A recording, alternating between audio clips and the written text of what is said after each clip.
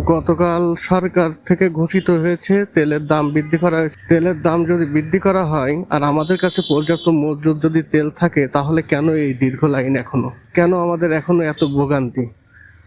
লিটারে 20 টাকা বৃদ্ধি করা হয়েছে। পূর্বের দাম ছিল 120 টাকা, এখন বর্তমান 140 টাকা। দাম বৃদ্ধি তো তাহলে কোনো সমাধান না। এত টাকা বৃদ্ধি করেও আমাদের কেন এই রোদে সিরিয়াল দাঁড়িয়ে তেল নিতে হবে? তো সেখানে 5 টাকা বৃদ্ধি অনেক, 5 টাকাও আমাদের কাছে অনেক বেশি। সেখানে 20 টাকা লিটার প্রতি বাড়ানো মানে আমাদের প্রতিদিন এক্সট্রা 200 টাকার উপরে গুনতে হয় শুধু এই তেলের জন্য। আমাদের লাইনে দাঁড়িয়ে 2 থেকে 3 ঘন্টা অপেক্ষা করে তেল নিতে হয়। এই 2-3 ঘন্টা আমাদের এখানে দাঁড়িয়ে কি দেশের কোনো উন্নয়ন হচ্ছে? এই 2-3 ঘন্টা যদি আমরা কোনো কাজে ব্যয় করতাম, তাহলে হয়তো আমাদের দেশের জন্য সেটা ভালো। সামনে আরেকটা পাম্প দেখবেন, দেখেন কি অবস্থা। এখানে খালি অবস্থা দেখেন।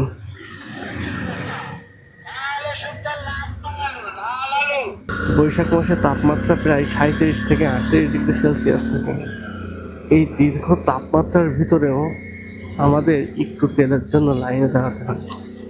বাংলাদেশে খোলা বাজারে ফুয়েল না দিলে এই সংকট নিরসন হবে না। এটা হয়তো অনেকের কাছে বোকামো মনে হইতে পারে যে কেন খোলা বাজারে ফুয়েল দিতে হবে, কিন্তু বিশ্বাস করেন, খোলা বাজারে ফুয়েল না দিলে এই সংকট নিরসন হবে না, হবে না, হবে না। এই জন্য হবে না, আমাদের দেশে ফুয়েল পাম্প কতগুলো আছে। আপনি শুধু গ্রাম অঞ্চলের কথা চিন্তা করেন, গ্রাম অঞ্চলে 70-80 কিলোমিটারের ভিতরে কোনো ফুয়েল পাম্প নেই। সেইখানে বসবাসরত মানুষ 10 লক্ষের উপরে। 10 লক্ষের মানুষের ভিতরে কম হলেও 50,000-এর বেশি মোটরসাইকেল আছে। তো এই 50,000 মোটরসাইকেলের ফুয়েল নিতে তাদের 70-80 কিলোমিটার দূরে আসতে হচ্ছে এখন পেট্রোল পাম্পে, যে কারণে এই দীর্ঘ লাইন, দীর্ঘ ভোগান্তি। আপনারা খোলা বাজারে ফুয়েল দেন, দেখবেন রাতারাতি এই সমস্যার সমাধান। আজকে ফুয়েল দেন, কালকে থেকে আর এই দীর্ঘ লাইন থাকবে না পাম্পে। দাম বৃদ্ধি করেছেন, আপনাদের স্বাগত জানাই। এই অতিরিক্ত দাম আমাদের ক্রয় ক্ষমতার বাইরে, তারপরেও আপনাদের স্বাগত জানাই। আপনারা দাম বৃদ্ধি করছেন এই সংকট নিরসনের জন্য।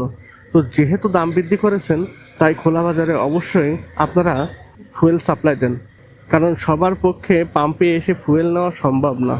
যে 70 কিলোমিটার পাড়ি দিয়ে ফুয়েল নিতে আসলে 2 লিটার তেল যায়, 4 লিটার তেল খরচ হয়, সে এসে তেল পাচ্ছে মাত্র 200 টাকার। তাহলে এই সংকটটা কে দেখবে?